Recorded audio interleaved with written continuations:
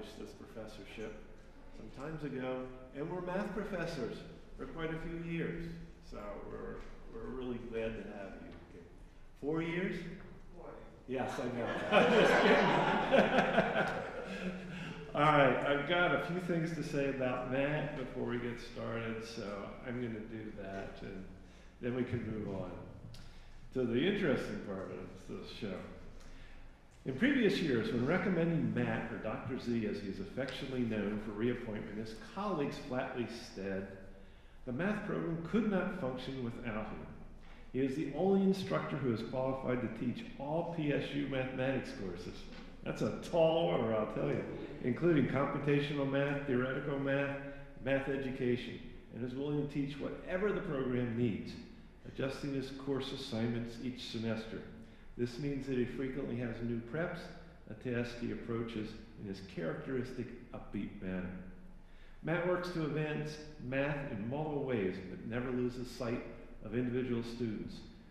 We serve as both benefit greatly from his stewardship. He sees both the forest and the trees. He's restructured existing courses, volunteered to teach courses that he hadn't done before. Students have progressed towards graduation because of his generosity and selflessness. Matt's work in the classroom is complemented by his leadership. Last year, he organized a meeting between all instructors in the calculus sequence who are using mastery-based grading, with the goal of creating a universal language of basic structure that could serve all courses and faculty. This makes it easier for students to adapt to the system, and he then went right ahead and implemented those changes in his pre-calculus course. Given the demands of COVID, clusters, student interest, and faculty transitions, the last couple of years have required us all to be as flexible as possible. Matt's service as a volunteer, innovator, and organizer within the math program has been exemplary. Programmatic changes and transitions have been eased because of Matt's involvement. His many contributions include leadership of the Math Education Committee, partnership with the Home Center. He later provided assistance when the decision was made to sunset the math education programs, and he continued to advise undergraduate and graduate students as well as fellow faculty who remained in the programs. Matt's educational work continues, as we'll be learning about shortly during his presentation, by providing examples from the current grading structures and discussing the pros and cons of different grading methods. He expands faculty knowledge and options so we can better serve our students. Matt embodies all that we think of when describing a supportive faculty member. He cares deeply about our culture and making sure that students have fun and are celebrated, including hosting barbecues and helping his students form the bowling club. Where do you bowl anyway around here? Fun spot. Ah, okay, yeah. He served as advisor to the Maths Association student group and has served as tutor helping students outside his classes. Mass coffee and contemplation sessions wouldn't be the same without him either. Pre-COVID, Matt's table was usually echoing with the most laughter. When the pandemic hit, Matt kept this transition going via Zoom, and despite the awkwardness of some online get-togethers, students continued to show up every week. So that really proves that they are coming for more than just coffee. Matt's love of mathematics, superior willingness to step up and pitch up, and innovative approaches to pedagogy are well appreciated by his colleagues and students alike. As Wixson Professor of Mathematics, he will surely continue to lead and inspire through the wonderful example he provides. Congratulations, Matt. We're really lucky to have you, and it's now my pleasure to introduce you and to let you come up here and tell us about your grading approaches. Thanks.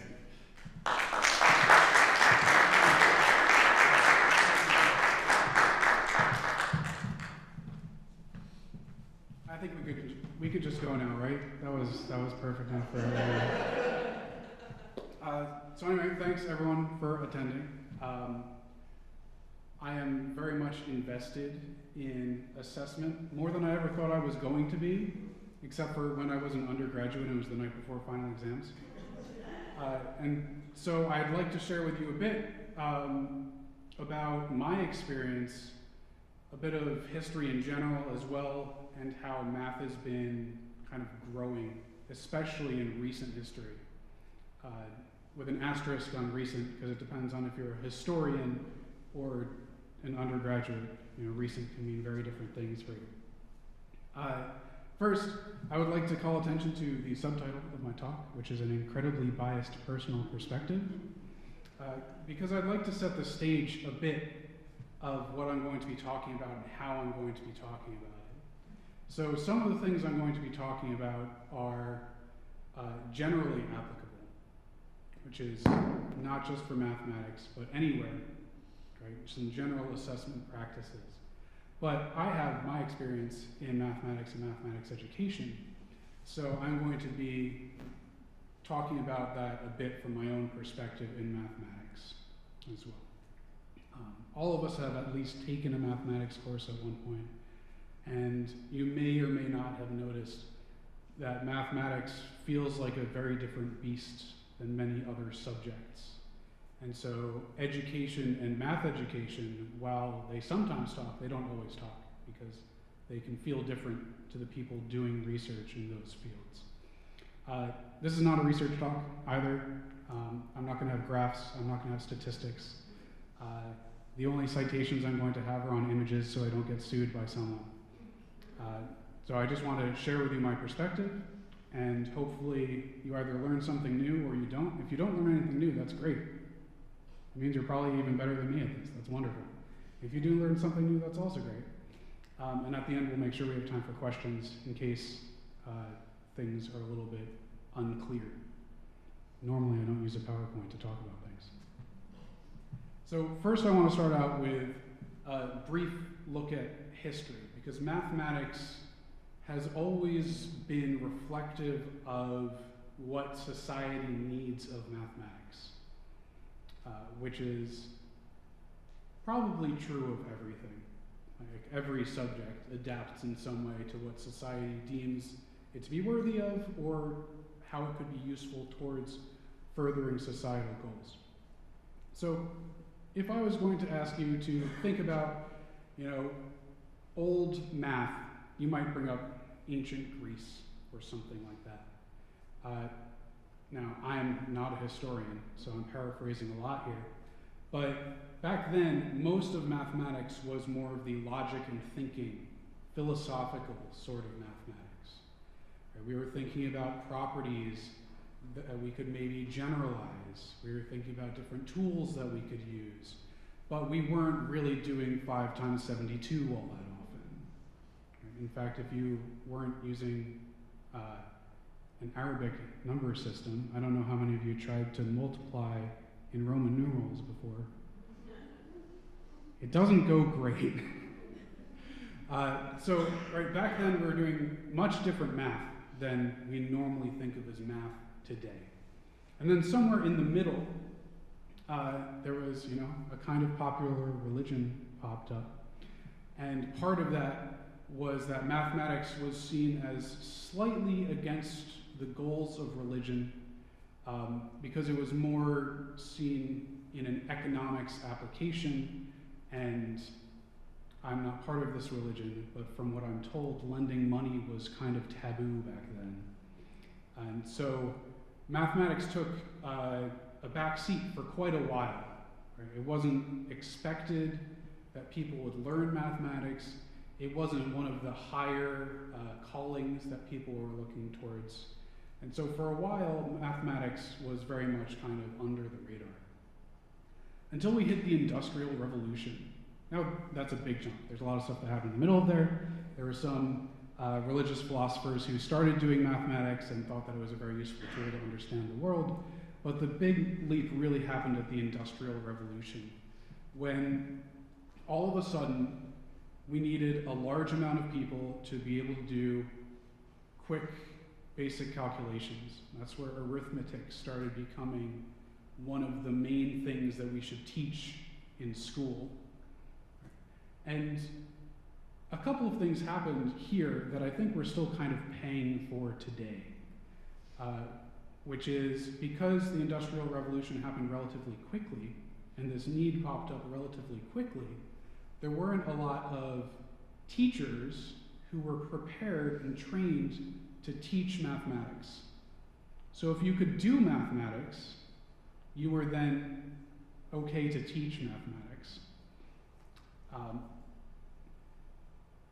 that, coupled with the fact that we were now training these students who, more or less, most of them would go be an assembly worker in a factory or something like that. We ended up doing a lot of rote memorization and tons of practice of the same sort of thing so that we could do very quick, small calculations. And when I say we're paying for that today, I will ask everyone, how many people did multiplication tables in elementary school that were timed, where you had to race to see how many you could do? Is that a useful skill? No. Some of us older folk, looking at my students, remember a day when we did not have calculators in our pockets, and our teachers used that as a good motivator for us, and that does not work anymore. So a computer could always, even just a cell phone, could do something much more quick and much more accurate than that, right? But that's something that popped up way back when and has still stuck with us today. Now, in the meantime, the need for mathematics has shifted a lot from just mechanical prowess, because we have all of these things that can do it for us, into more problem solving and fluid thinking. Right? A lot of the mathematics that I do today, or that I did to get my PhD, will be useful in 10 years, and by the time we get there, someone else will be doing something that will be useful in 20 years once someone figures out how to use it. Right? So it's very much more of a forward-thinking field now than it once was. But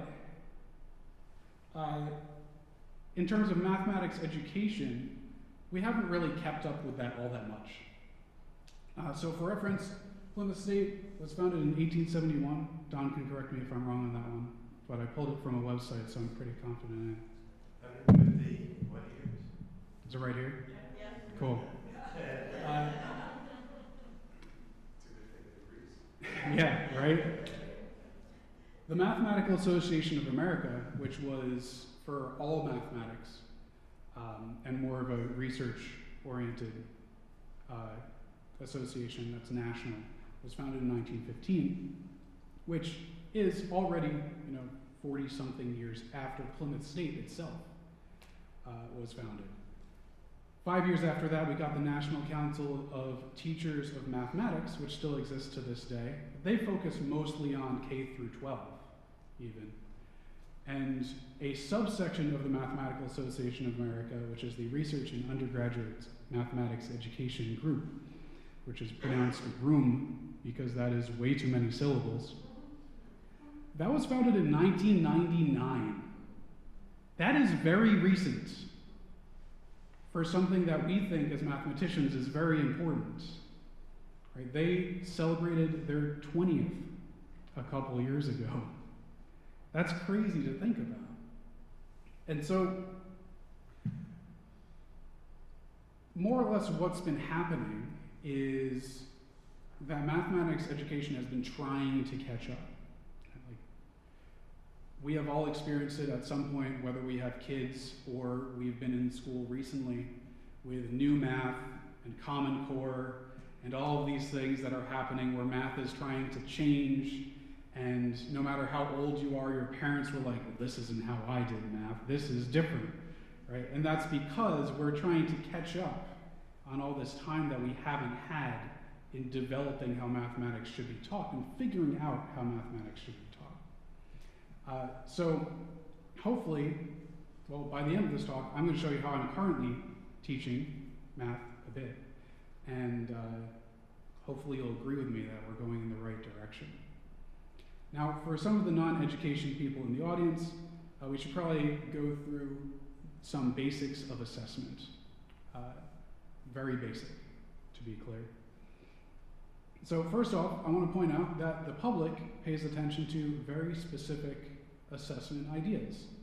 Standardized tests are pretty big. Final grades are pretty big. Right? If I asked a student what their most important assessment was, they would say one of these two things, probably. And then if I push them harder, they might say, well, final exams are pretty important because that's usually most of my final grade. And then unit exams are kind of important because they're still, a decent amount. And then quizzes are, well, yeah, I should study for those, but they're not as important as tests. And homework is something I should just do, but it's usually not that big of a deal. And the problem is, teachers think about this in the opposite way. We have the exact opposite weighting on the importance of these from a learning perspective, right? In fact, the first thing I look at isn't even any of those. It's class engagement. How are you working with your peers? Are you asking me questions? Are you answering questions?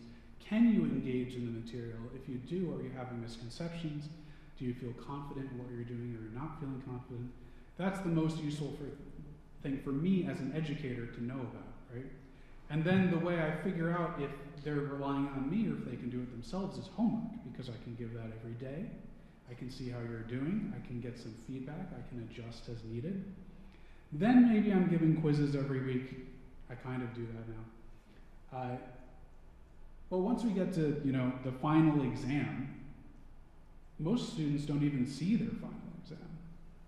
And it's not that I'm banning them from doing it, but they take their final exam, they leave. By the time we get to next semester, they don't feel like looking at it anymore. They already know what their grade was, they're done, they're moving on with their lives. I don't necessarily blame them for that. I hold on to them for a year just in case. But they never look at that, right? So that's not useful from a teaching perspective, even though it can be useful from an assessment perspective. And what ends up happening is that there's really two basic types of assessment, and I care about one of them, and my students care about another one of them. So the type of assessment that I care about is formative assessment. These are things that help guide and build learning. They usually occur constantly throughout the semester, and often I can adjust them as needed to individual students or to the class, depending on how it's going. I've never on the fly, well, unless it was a typo, adjusted a test halfway through, because I thought people weren't getting a question as well as I thought they should.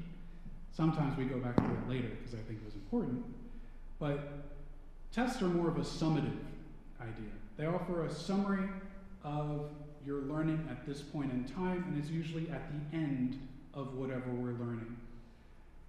Final exam, at the end of the semester, what have you learned? Unit test, we have just finished talking about derivatives. How much do you know about derivatives? Quizzes, last week we did this. How much did you learn? And so we get into this issue where students are focusing on, oh, the test is Friday, I need to study. I'm like, you should be working every day, right? Every single day, because my course is the most important. It's not, right? But ideally, right, the growth that I'm hoping that you get is on a daily basis. But I've kind of had an issue with communicating that a bit, which is where all this came from. Now, quizzes can kind of be in the middle of this, depending on how you use it. So this isn't a set-in-stone designation. Even tests could be formative, depending on how you give the test and address the grades on the test. If you give retakes, if you allow students to edit it later, or work in groups afterwards or something like that. But this is, in general, how it goes, right? And the issue is that in formative, I'm figuring out what you haven't learned yet with the intent of helping you learn this. In summative, I'm figuring out what you haven't learned yet with the intent of telling you didn't learn it.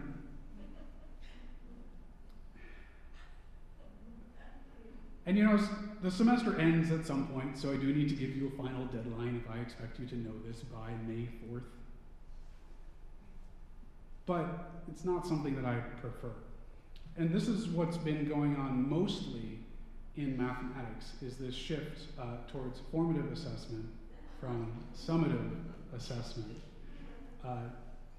Because we've learned throughout experience that the formative assessment, right, is if we're being teachers and not assessors, we should be teaching, so we should be using more of this. But when you're first trained to be a teacher, the first thing you do is you start teaching the way you were taught. Because I have successfully become a teacher. I got my PhD. I guess it worked pretty well. I should do this. I probably am an outlier of the people that I'm normally teaching, right? Not because they couldn't do it, but maybe they're just less interested in the things that I'm interested in. But either way, how I learned, which was the standard traditional tests, final exam, that's it, worked for me because I was good at what I do, but that's not where we should be focusing most of our teaching effort, right? And so this has been in every field, right? This change from summative to formative assessment.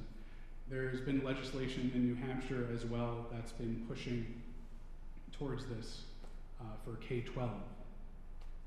But the issue that I found was that my syllabus didn't change. And that's a big issue. Because if I tell you class participation is really important, but I'm not going to grade it because I don't want you to feel judged, that is a reasonable statement. But that does not reflect on your end of semester grade, which means that I'm telling you one thing and then doing a different thing, which is where this shift in my grading and assessment came from, right? I wanted my syllabus to more reflect what I thought would be a good idea, and what I told my students would be a good idea. Instead of just saying, okay, yes, class participation is really important, final is worth 30% of your grade. Didn't really work out. So I got to this question of, why are we grading at all? Because if you teach, you know that grading is the worst part of your job. It is terrible. There is nothing enjoyable about grading. It takes a long time, it's repetitive, it's boring, occasionally it's depressing because you thought you said something really well, but clearly you didn't, because no one's getting that right, so that's obviously a me problem, right? So we're not grading just for pure unadulterated torture. Like, we should have a goal in mind, right? We should show our students how we think their learning compares to our expectations of where they should be at this point. That's the main goal of learning, and hopefully we don't tell them that they just don't know anything at all. And so what I've gotten to at this point, which I've been teaching here for 5 years now, which is long for me and short for a bunch of other people, is that grading should really be a dialogue, right? I talk to students about some ideas. They then talk about those ideas with their peers or with me during class or whatever. I give them homework. They give me back their homework. I give them a grade that says, you did this good, this needs more work, whatever. Usually that's where it stops until a week later when we take the quiz, right? But really, I want that student to come back and say, okay, well, what if I did this? Would this fix it, right? And so I want to have more of a back and forth, if possible, so that the students can be bettering themselves. Because even if they work really hard on the homework, and I tell them that their answer is wrong, and I tell them how to fix it, I need them to look at it, think about it, agree with me or not, to the point where they'd be able to do it again later. So normally my grading now ends up being questions, which some people don't like so much. But my grading is, why did you look at this instead of this, right? Or why is this number here?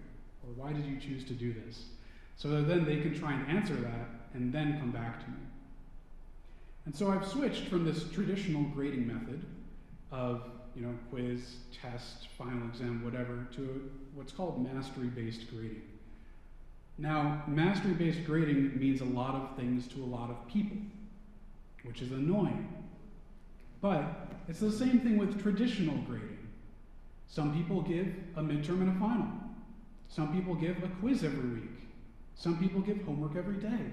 Some people give written assignments that are due at the end of the semester, or group projects, right? All of those can fall under the traditional grading umbrella, but they're very different grading schemes.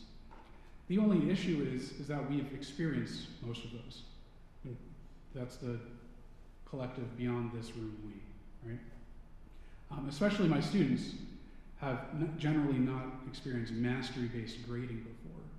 And my colleagues and I, as Don was kind enough to point out, got together over the summer, maybe 2 summers ago now, and made sure that we could at least use common language and common ideas, even if our grading schemes were going to be slightly different.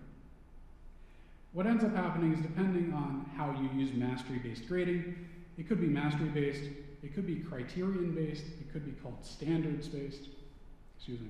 It really just depends on how you're doing it, and I'll show you an example of both of those and how I would personally separate the two, even though it technically doesn't mean anything different. And then at the end, I'm also going to show you something that I used to think was good and now I think is terrible, just for a little bit of conflict in there. So for mastery-based grading, the general idea is you have very high expectations of your student, but you give them many opportunities to meet those expectations. And the reason why I gravitated towards this sort of grading is because I could give a student a 75, which is a C, which is a respectable grade, especially if you're not a math major. And they could pass. And they might be able to do literally nothing. They could maybe almost do a whole lot of things. But they couldn't do any one thing. And I think that's a disservice to the students to not somehow tell them that that's an issue.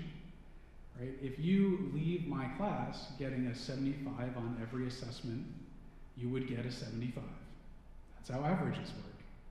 However, that probably means that you got almost nothing completely correct, and that means none of the skills that I've given you are useful. Right? You will not be able to use them without me around you if you were never able to completely do something. So I'm elevating my expectations to say, I would like you to be able to do this, and do it well. But because of that, I can't just say, by the way, there's 3 tests and a final, because now I'm expecting you to get what would commonly be considered a 90% to pass my class, which is unfair. So I've given them a lot of opportunities to meet my high expectations. And in doing so, I'm trying to foster a growth mindset for these students, where instead of getting a 60 on the test and saying, okay, I need to do better on the next test, saying, okay, I got a 60 on the test because I couldn't do A, B, and C, can I go figure out what I was doing wrong so I can then do these 3 things that I wasn't doing well before? And so that's where I'm coming from. This is a retake coupon that I've been giving my students this semester to remind them, because this is a new system, which means they forget it exists a lot, which is one of my main current struggles. So in my typical mastery-based classroom, I have a pre-scheduled opportunity every week, which is their first time to demonstrate mastery. Most people normally think of this as a quiz because it's weekly. And then other than that, I have an allowance for them in every 2-week period. They can come and retake any 4 topics that they haven't mastered yet. It could be on the most recent pre-scheduled opportunity. It could be on the first one. You could have already tried to retake this and you still got it wrong and want to try again. But if you do that too many times, I force you to meet with me first so we actually figure out what's going on. And so this allows students to have ownership over their own grade, which I think is important, right? This way, a student says, these are the things I don't know, these are the things I think I can learn, I will see you next week, Monday at 3:30, and then I'll write them a new exam on just those topics, and hopefully they will succeed this time, or at least improve, right? Because even that one retake, you could do it again. It's okay. I have to limit it to 4, because otherwise I don't get to sleep or eat. I just grade, and in reference to previous comment, grading is the worst. In terms of how I grade things, we're looking for a master, which is complete, correct, it's well organized. It's not necessarily perfect, but anyone who is good at something knows when someone else is good at something. So if I am having a student try and do an integral, or even just try and do a multiplication problem, I can know, as someone who's relatively good at these sort of things, not to brag, that that student is good at that thing. And if they make a slight error, I don't need to worry about taking a point off, because I know that they're good at that thing. And that's all it is for me, right? If I'm confident that if I asked you next week, and you looked at your notes briefly, you could go do that without my help. That's what I'm looking for, because then once you are gone from my class, you can do that thing without my help. Now, the other grading that goes on with this, master is the only one where you actually get credit, because that's where my high standard is. But I will give an apprentice if you're on the right track, but you need to keep going, or I'll give you a novice if you either can't figure out how to start properly, or you got lost in the middle and did some weird tangent and didn't realize that it was weird. Or like you squared something and got -1 is probably an issue for me. And then my syllabus now reflects how important mastery of these topics is to me. Mastery is now 85% of my grade. Notice that there were no exams that I talked about. The final exam is just your last chance to master things, which to me could be 1 question, 0 questions. It could be 50 pages if you never did a retake or never took exams or something. That's on you, that's not on me, right?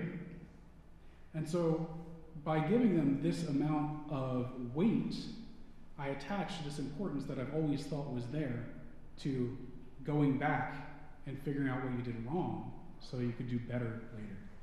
Homework is only worth 5% in this case, just to make sure that they do it, because it is time invested. And usually my class has some sort of project that's worth 10%, and that's also just to value their time. So the pros of this from a teacher perspective, quite a lot. I get to reallocate my time from figuring out what a rubric is, figuring out how many points I should take off for whatever errors, and put it into then, did the student understand this? That's a pretty quick thing for me to do.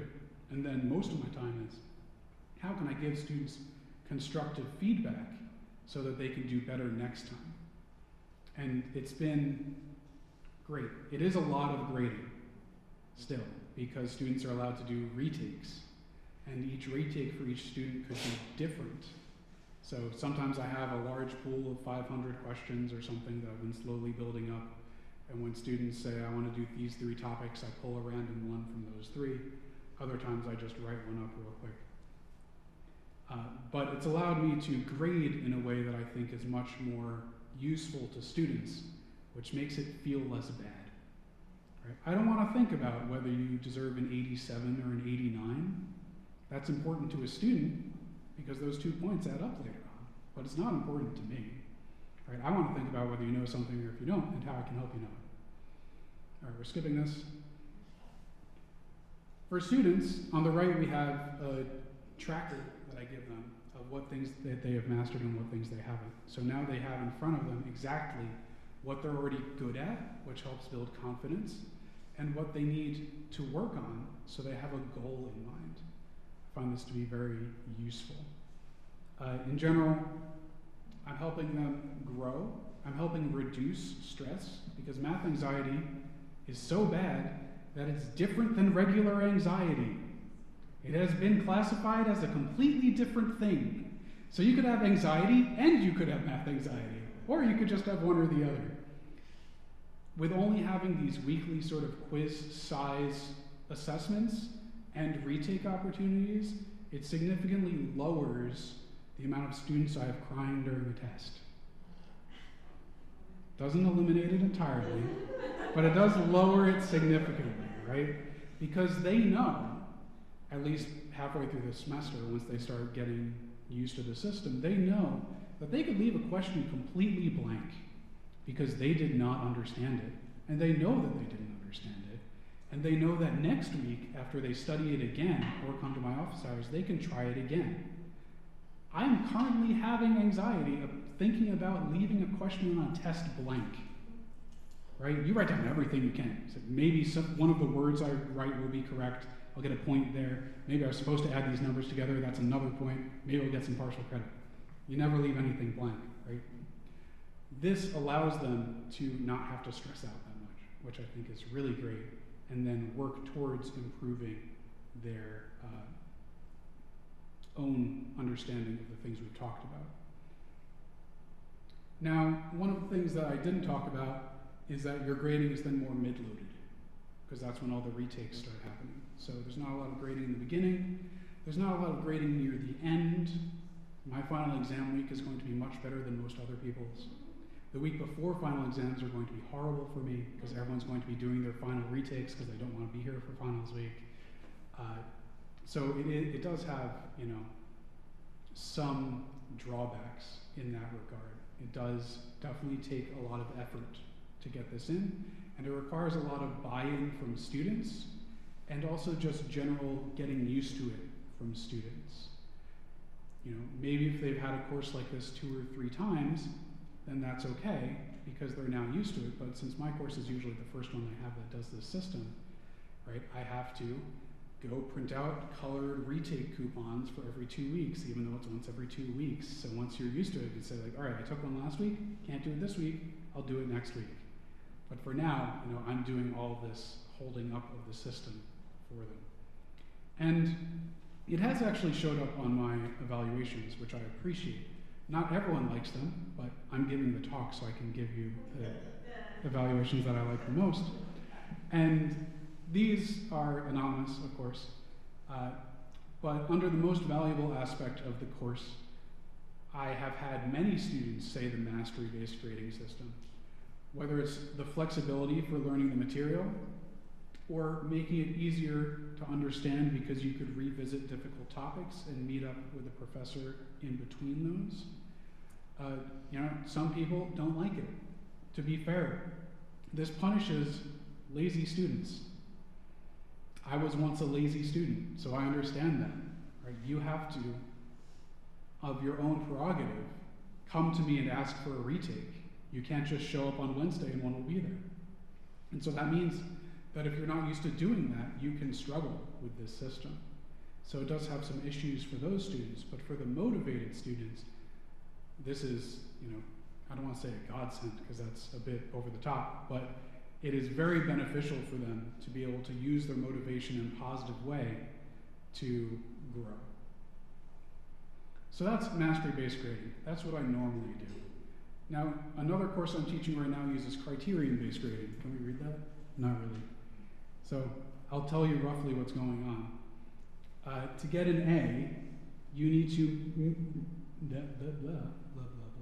you need to reach all of these 6 thresholds. So you need to get 28 out of 30 on these fundamental things. You need to get 90% or higher on your content tests. You need to have over half of your homeworks very good, right? You need to have all of your formal write-ups of homeworks kind of good. What this does is it says, yes, I expect you to have a 90% to get an A. That's normal grading, right? 90 is an A. But what it says specifically is, I expect you to have roughly an A on all of the things we do to get an A, which is a little bit different. One of these you only need a B for, because I grade it a little bit harsher because this is from a writing course. And so they're learning how to write proofs for the first time, and I don't expect them to be good at that the first time they're doing it, right? Now to get a B, then I expect you to get roughly a B in every category. This is a different sort of, it's not quite mastery, which is why it's generally called criterion-based grading, is I expect you to reach these criteria to get an A, and reach these criteria to get a B. That gives students a bunch of different goals to work on. You know, my homework rate's a little bit low, I need to get that up. My homework's doing great, but my writing's a little bad, so next week I'll take more time to think about my writing. And this is another way besides just an average to make students think about the nuances of their grade and how it works Specifically, I use this in my writing course for mathematicians, the proofwriting course, because it's a very new skill. And so we tackle that skill in many different ways, and I want to attach importance to each of those skills. Now, I did promise you a, quote, bad grading system, so here it is, comparison grading. So when I was in grad school, I thought this was the greatest thing ever. It's not. The way this works is, I give you 2 papers, you tell me which student did it better. That's it. And if you do that with every student, you roughly get the same grade that they would normally get. Usually throw in a standard for a 90, a standard for an 80, a standard for a 70. And you just keep pairing up the students, this one did it better. Pair up students, this one did it better. And eventually you keep comparing those and you do get your normal bell curve from A to D, hopefully not F, but occasional F. And it assigns the grades properly. What's missing from there? Everything I just told you I cared about, right? It's very quick, right? Because I just say, okay, this student did it better, this student did it worse, good. I could, probably quarter my grading time doing that, but there's no feedback involved, right? This isn't helping the student at all, it's just helping me do my job. So it's not super great. So I don't want to really leave you on a bad note, but I'm going to anyway because that's my last slide. If you would like, I'd be happy to answer any more questions you have, generally or specifically about math teaching. I'll do my best. Thank you.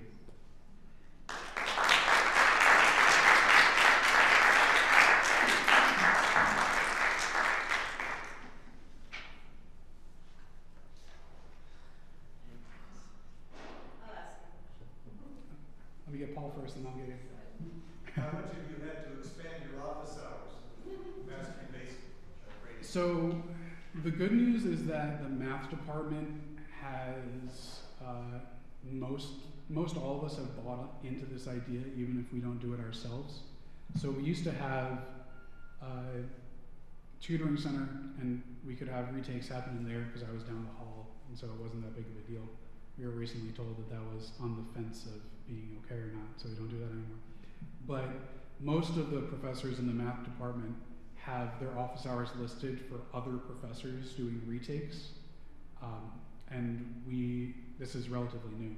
We just say, you need to tell the other professor within 24 hours, put the test in their mailbox, because that other professor's already having office hours, they can easily proctor an exam at the same time. And so that's what we've been doing with it. So my office hours are still mostly normal. Occasionally I have to meet outside of those because a lot of my students are math education students, which means they have to go out and observe or do field work, which can conflict with my times because their schedule's a bit packed. But in general, either my office hours or on occasion, one of my colleagues' office hours are perfectly enough for that. We have a good enough spread. What's up, Lourdes? Yeah. How do you help the lazy students that will not do the retakes or want to do all the retakes at the end and it's unfeasible? Yeah, so that's a hard task because you can't help people who don't want to help themselves. That same sort of student would probably be the same student who didn't look at the quiz that I handed back or look at the test that I handed back until the day before the final when they're rolling through everything, right? So it's pretty rough to force them to help themselves. So instead, what I try and do is I try and, again, do things like the retake coupons, which I give out physically to each student. They don't have to give me those to take it. But now they have this bright, colorful thing in their notebook that reminds them that they should be doing this. When I give out 6-week grades, 6-week grades is actually a nightmare with this because most of my students are failing at 6 weeks because they're still waiting to do retakes. We've only had 10 things left, 10 things so far. If you've passed half of them, I think you're doing great, but you have 50, so you're failing. So I send out a big spread of these are the topics that you've learned and mastered. These are the topics you haven't yet. And if you did a retake next week and mastered 4 of these topics, this is what your grade would be. And at that point, again, we've only had 10 things. That means your grade could shoot up by 40%. You could go from a failing to an A if you just did a retake. Sometimes I'll have retake days in class. I don't think I did that this semester. Where instead of having the normal weekly opportunity, I'd have the day that says, this is the day that I will write you anything you want. You just need to tell me in advance so I have time to write 100 of them. And that brings it more into the classroom as well. And I will say that other members of the math department who do mastery-based grading don't do it the exact same way I do. I know Emma, for example, has retake days that are in class. And so that helps normalize it more because the students who aren't thinking about it outside of class are still seeing it in class. So that could be another way to help them go after it. But it's just like saying, you should come to office hours and get help. If they don't do that, there's nothing I can do. I'm not going to go knock on their dorm room at 3 a.m. and shout to them about the first derivative test, right? That's not a thing that I'm going to do.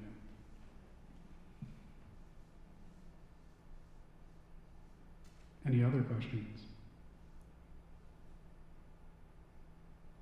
Yeah. Yeah, I'm curious, when you work with people that want to teach middle school, let's say, is there a way to translate that to their kids so that they have a way to get beyond the problems they're having rather than just saying, oh no, I can't do that, moving on to something else?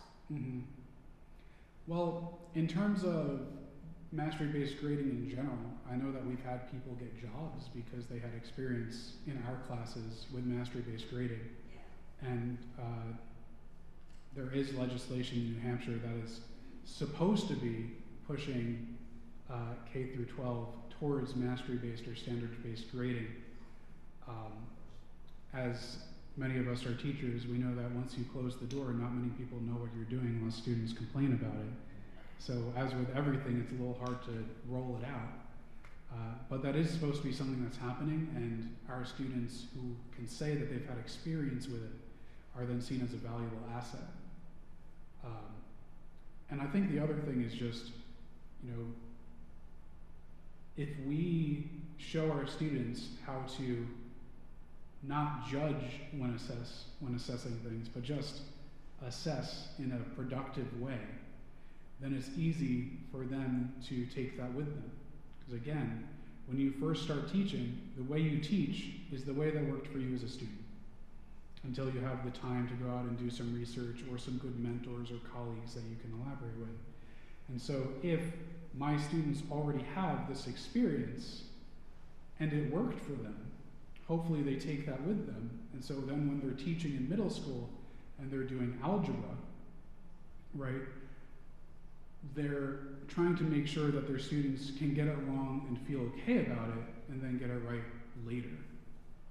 It's very important to me to be okay to get things wrong. I think I spent 6 months during my PhD until I finally wrote a paragraph.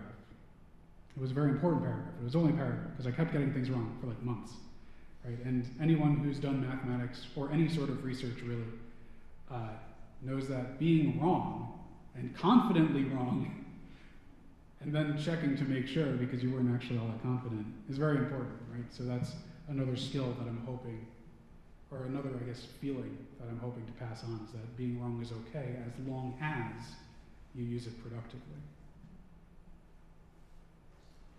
Thanks so much for your talk. It's been really interesting. I just had a question thinking about when educators, at least with college level or their PhD program, do you think this is something that math educators should be teaching? And so sort of if we went back to your time in the program, you would have learned this in your PhD program. Do you see that happening more in PhD programs, and do you think it should?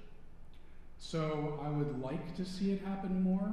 I don't necessarily have a lot of confidence that it will. I was very fortunate, so I got my degree from the University of Georgia, and they actually had a math education PhD program there as well. that I worked together with a lot. But in general, when you're working on your PhD, your goal is usually research-based. Not always, but at least to get your PhD, you need to succeed at research, which means your mentor is usually a research-based mentor. And if your mentor is a research-based mentor, that means their job is usually research, which means teaching can sometimes, especially in these larger universities, thankfully it's not an issue here, but usually teaching is on the back burner for them, right? And so what normally happens is you need a changing of the guard for these to really roll through. And if I wanted to make a completely non-factually backed up statement, I'd say like roughly every 25 years or so is when you can get an actual noticeable change in structure. Because if I've been teaching for 50 years, and from what I've seen it worked pretty well, for the last 5 or 10 years of me teaching, knowing me as a person, you're gonna have to really, really convince me to change what I've been doing for 50 years that I think's been working pretty well, because you, who've been teaching for 5 to 10 years, think it's a good idea, right? I know that I would probably be resistant to change even though I've been changing, just because it's a lot of work to change what you're doing. So usually the most amount of change that happens in teaching, from my personal perspective and also from what I've read, is that it's not quite like a generational change, but it's almost a generational change, where like the young guard becomes the mentors and they get a new young guard in, right? And you learn from each other in that regard. But then when this young guard becomes the mentors, then that's when this change occurs. So the Research in Undergraduate Mathematics Society was founded in 1999. The year is now 2023. Two? Cool. COVID kind of dilated my time, you know? So in about 2 years would be the 25th anniversary of the Research in Undergraduate Mathematics Education Consortium. So that's when maybe I would expect the first noticeable regime change to be happening. I hope that that's how it goes, but that's also something that I think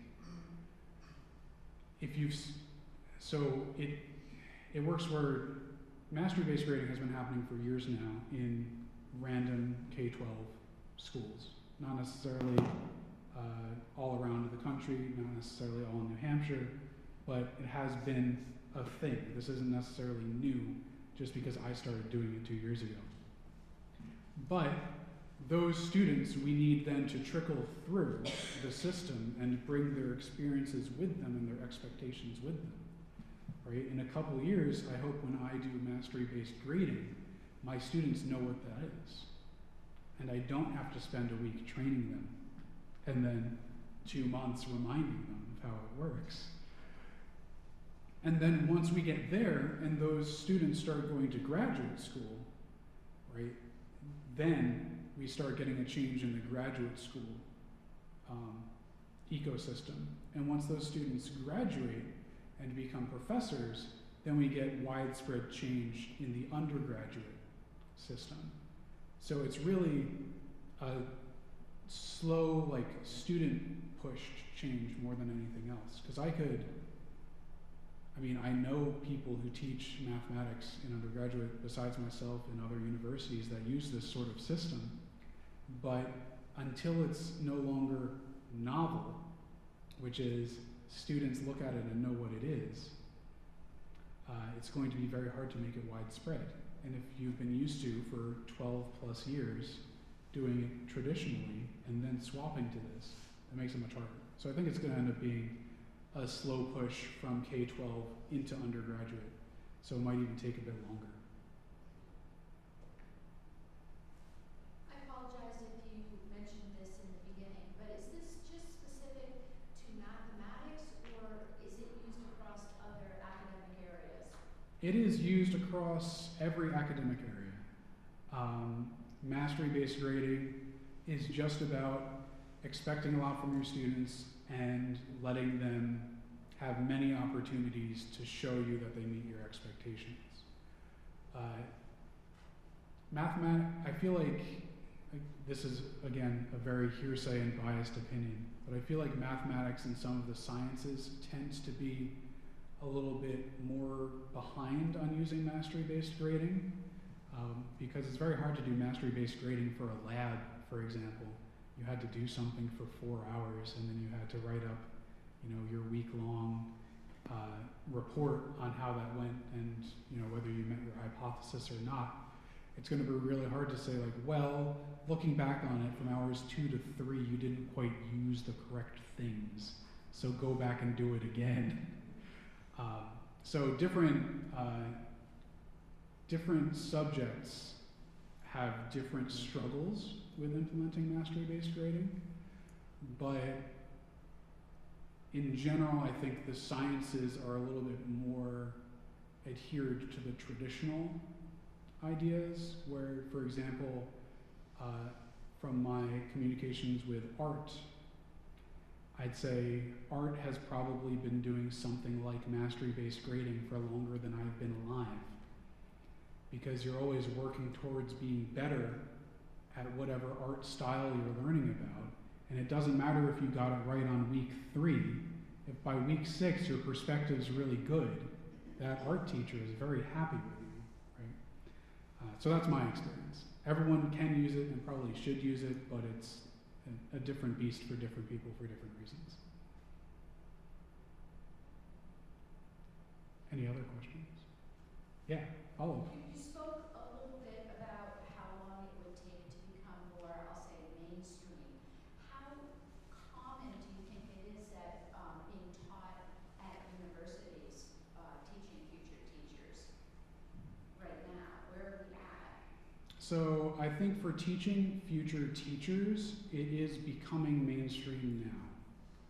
And the reason for that is, again, the push from K-12, especially regions who have good K-12 ecosystems, or the powers that be that are trying to force this to happen, because we both know that administration goes hand in hand with our choices sometimes.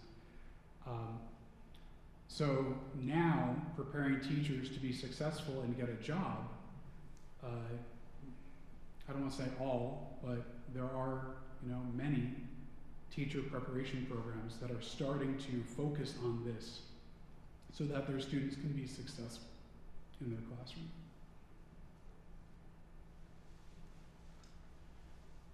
What's up, man? I have a comment, I guess, speaking both as a teacher and as one of Dr. Z's students, because I am a math major, believe it or not. That this was very difficult for me to wrap my mind around the first time I had it with you about 2 years ago, because I was definitely from a very traditional grading background. And what I've noticed as I see my fellow students in my classroom who are, about 35 years younger than I am,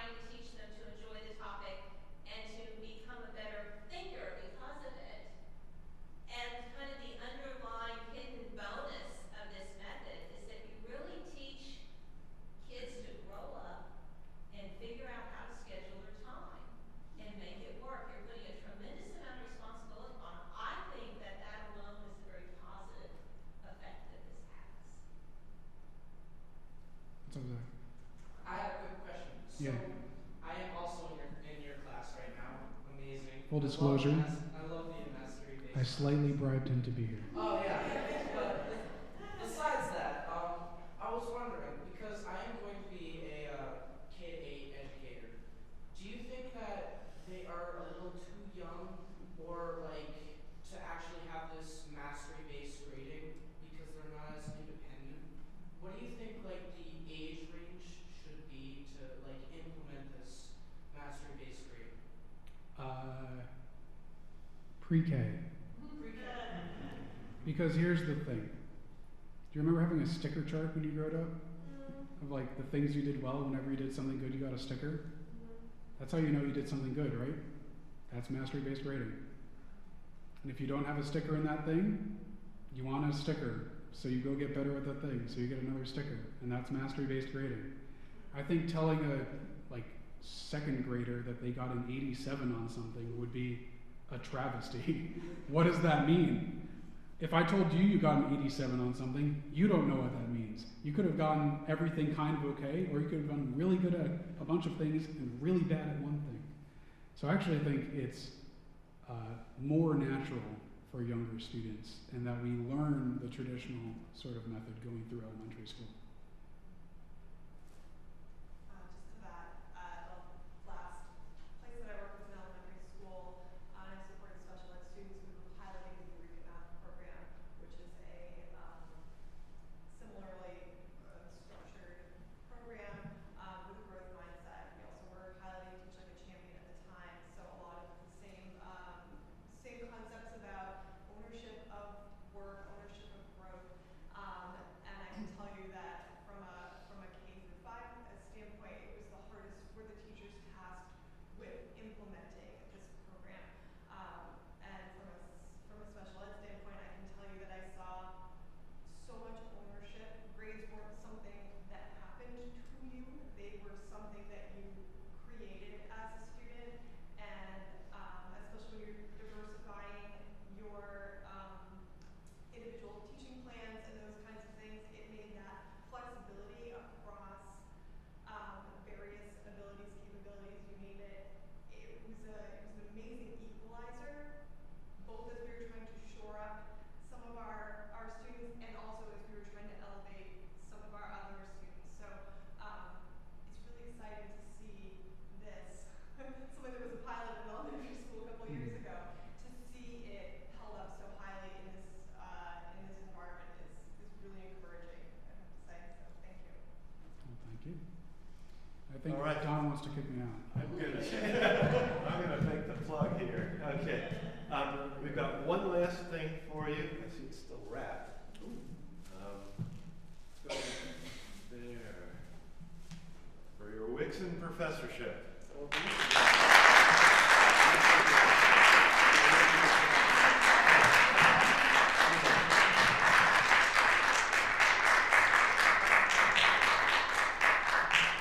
All right, well, thank you all very much. There's a reception afterwards, so you can ask more questions. And thank you, Matt. That was fascinating. Really appreciate it. Thanks for So, coming, everyone. thanks a lot, all.